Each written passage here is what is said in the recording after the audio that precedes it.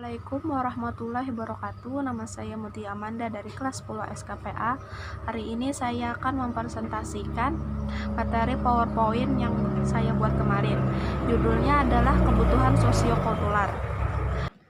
Apa itu sosiokultural? Sosiokultural ada suatu wadah atau proses yang menyangkut hubungan antara manusia dan kebudayaan, di mana proses tersebut menyangkut tingkah laku.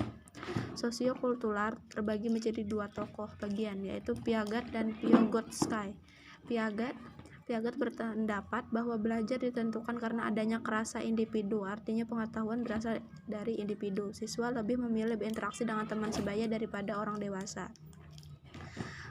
Vygotsky, jalan pikiran seseorang dapat dimengerti dengan cara menelusuri asal-usul tindakan sadarnya dari interaksi sosial, aktivitas dan bahasa yang digunakan, yang dilatari sejarah hidupnya. Peningkatan fungsi mental bukan berasal dari individu itu sendiri.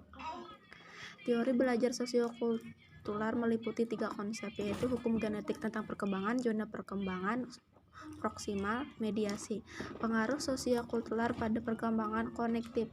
Pengaruh sosial pada perkembangan kognitif. Pembelajaran pada anak terjadi melalui interaksi sosial dengan tutor yang lebih berpengalaman. Tutor ini menjadi model dalam perilaku atau menyediakan instruksi model untuk anak. Kelebihan teori sosiokultural: anak memperoleh kesempatan yang luas untuk mengembangkan zona perkembangan proksimalnya atau potensi melalui belajar dan perkembangan.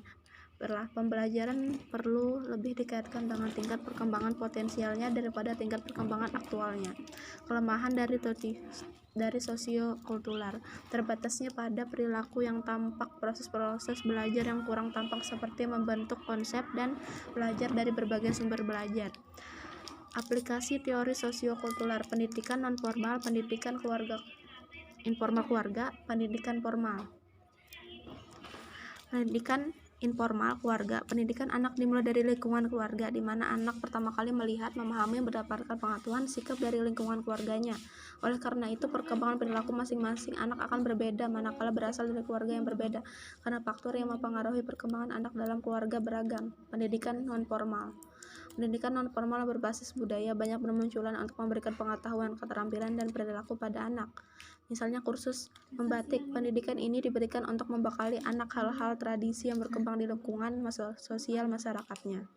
Kesimpulannya, dapat disimpulkan bahwa teori belajar sosiokultural, proses belajar tidak dapat dipisahkan dari aksi, aktivitas, dan interaksi, karena persepsi dan aktivitas berjalan seiring secara dialogis. Belajar merupakan proses penciptaan makna. Sekian, terima kasih. Wassalamualaikum warahmatullahi wabarakatuh.